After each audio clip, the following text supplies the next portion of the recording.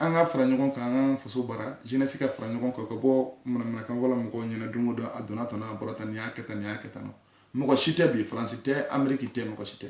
jeunesse yɛrɛ même qui n'est pas capable c'est nous-mêmes on n'est pas capable de se réunir c'est tout a banna munna ko bɛɛ b'a fɛn ko de la yɔrɔ in na fɛn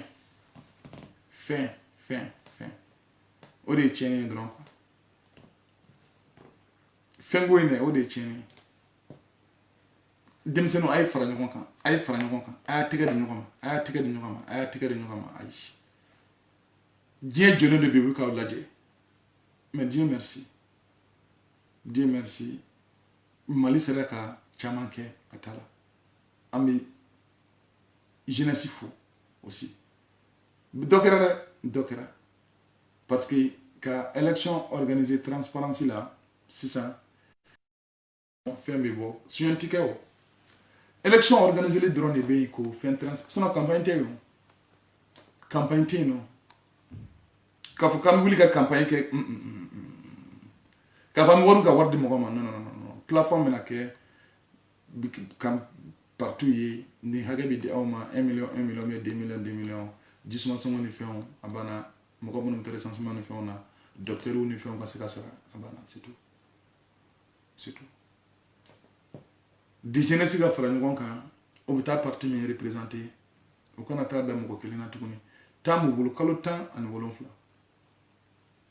kalo 17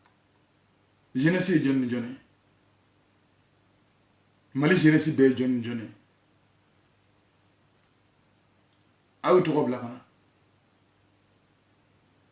a ye Mali jeunesse tɔgɔ bila ka na yan nɔ ni ko n ko Mali jeunesse tɔgɔ bila ka na minnu bɛ se ka jamana ye représenter aw yɛrɛ ye minnu ye faso baara ni faso fɛn o fɛn na a y'u tɔgɔ bila ka na bɛɛ k'i ka hakilila mɔgɔ tɔgɔ bila ka na Moussa m'a bien dit oui et les jeunes voilà Moussa Mara ouais o ye dɔ ye dɔ bɛ se k'a fɔ ko tamili dɔ bɛ se k'a fɔ ko timili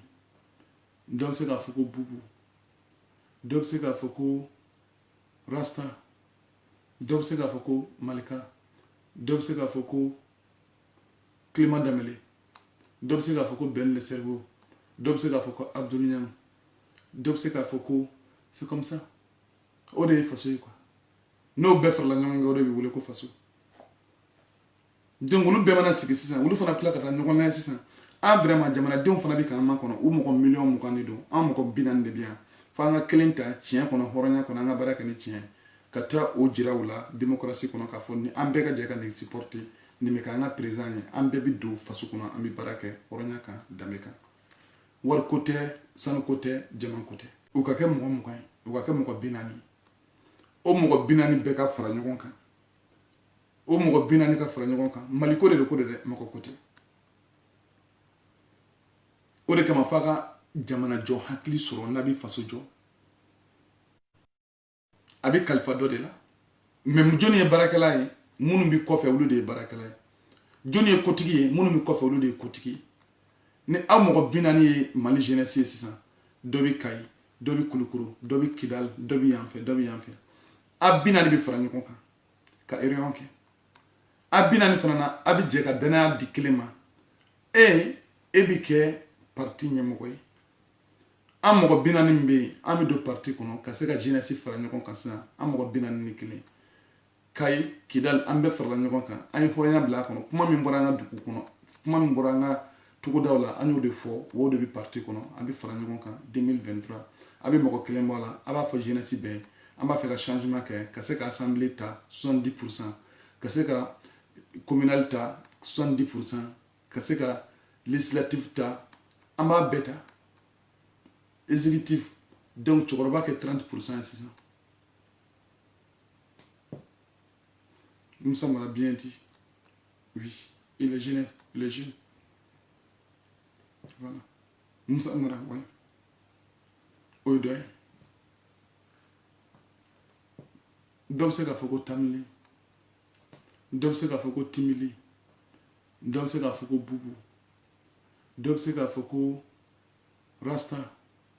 dɔ bɛ se k'a fɔ ko malika, dɔ bɛ se k'a fɔ ko Clément Damele, dɔ bɛ se k'a fɔ ko Ben le cerveau, dɔ bɛ se k'a fɔ ko Abdou Niang, dɔ bɛ se k'a fɔ ko c'est comme ça. O de ye faso ye quoi. N'o bɛɛ farala ɲɔgɔn kan o de bɛ wele ko faso. Donc olu bɛɛ mana sigi sisan olu fana tila ka taa ɲɔgɔn lajɛ sisan. An vraiment jamanadenw fana bɛ k'an makɔnɔ u mɔgɔ miliyɔn 20 de don an mɔgɔ 40 de bɛ yan fo an ka kelen ta tiɲɛ kɔnɔ hɔrɔnya kɔnɔ an ka baara kɛ ni tiɲɛ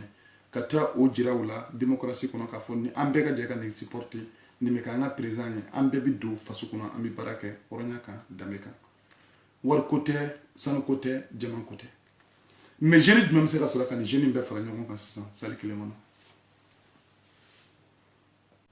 cɛkɔrɔba ma fɔ k'u t'a kɛ u t'a kɛ o an faw t'a kɛ partout t'a kɛ olu ka nafa t'a la an faw ka nafa b'a la ayi ni jɔnni ka nafa b'a la jɔnni ka nafa b'a la anw denw donc olu b'anw dɛmɛ k'a kɛ ayi olu ka nafa bɛ min na o ye mun ye anw ka se ka diviser ka tugu olu kɔ ka taga an tɛ sɔn an ka kɛ mɔgɔ ka marifakisɛ ye tuguni marifakisɛ ye janfan ci de ye a bɛ bɔ min bolo a b'o dɔn a bɛ taa min faga a t'o dɔn mali denmisɛnw ta mɛ politiciens ni diinɛ karamɔgɔw fɛ autorité moralew ni financiers fɛ k'u kɛ fantan ye k'u kɛ fɛniya ye ka baara yɛrɛ ɲɛ tunun na olu de bɛ carré kɔnɔ yala yala la cɛkɔrɔba ninnu de bɛ wari dɔn